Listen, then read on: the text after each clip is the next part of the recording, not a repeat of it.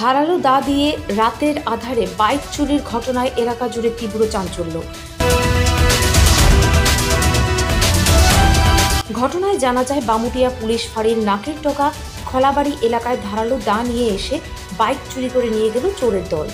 বামুটিয়া খলাবাড়ি এলাকার বিমল দত্তের মেয়ের জামাই কিশোর দত্তের ছেলে উত্তম দত্তের TR01AB 7988 নম্বরের বাজাজ ভি মডেলের বাইকটি চুরি করে নিয়ে গেল চোরের দল। যাওয়ার সময় ভুলবশত তাদের সঙ্গে থাকা ধারালো দা ঘটনাস্থলে ফেলে যায়। বলতে গেলে ওই এলাকায় এমন চুরির ঘটনা ঘটেনি বলে প্রায় সবাই বাড়ির বাইরে রাখত তাদের যানবাহন।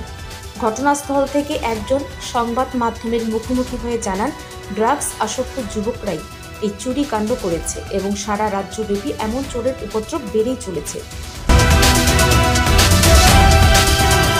সম্প্রতি বামুটিয়া এলাকায় একাধিক চুরির কাণ্ড ঘটলেও তার সমাধান করতে ব্যর্থ বামুটিয়া পুলিশ ফাঁড়ি। গতকাল রাতের এই বাইক চুরির ঘটনার পর বামুটিয়া পুলিশ ফাঁড়িতে মামলা দায়ের করলেও জনমনের প্রশ্ন যে উক্ত ঘটনায় দোষীদের আটক করতে কতটুকু সক্ষম হবে বামুটিয়া পুলিশ ফাঁড়ি। Bureau report, Janabarta news. ঘটনাটা হয়েছে সকালে আমার হাজবেন্ড যখন উঠছিল ঘুম থেকে সেটা তখন আমারে ডাক দিয়েছে প্রথমে যে বাইকটা পাওয়া যেতেছে না। তো আমি প্রতিদিন যেহেতু একই জায়গায় থাকে তাহলে বাইকটা একই জায়গায় ভেবে থাকবো। তো আমরা যখন সকালে উঠে দেখি মানে সব জায়গায় খুঁজে করে দেখি বাইকটা আর পাওয়া গেছে না।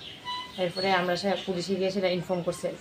আচ্ছা, কিভাবে বাইকটা নিতে পারে ধারণা আমরা তখন যখন সকালে আয়া দেখলাম যে জায়গায় আমরা বাইকটা রাখি এই জায়গায় আমরা একটা দাও পাইছি আর কি। তো সামনে যেহেতু আমরা ধারণা দাও পাইছি, তারা লোকটা আমরা নতুন লোক লাগাইছি, নতুন ব্যাটারি সব কিছুই নতুন, কিছুদিন মাত্র আগে পাল্টাইছিলাম সব কিছুই। তো এখন লোকটা আমাদের ধারণা যে দাও দিয়া সেটা তারা লোকটা ভাঙ্গা লয়ে গেছে। কোনো ধারণা আছে না কারা এই চুরিটা করতে পারে? কি আমাদের পাড়ায় তো অনেক মানুষও এখন বেশিরভাগ মানে যুব সমাজ যারা মানে ড্রাগ এডিক্টেড থাকে। তো আমরা এখন কারেক্টলি তো কারোরে মানে ধারণা করতে পারি না যে হইতে পারে, কিন্তু আমাদের ধারণা যারা এদিকে ড্রাগ এডিক্টেড মানে ছেলেরা থাকে তার মধ্যেই হতে পারে।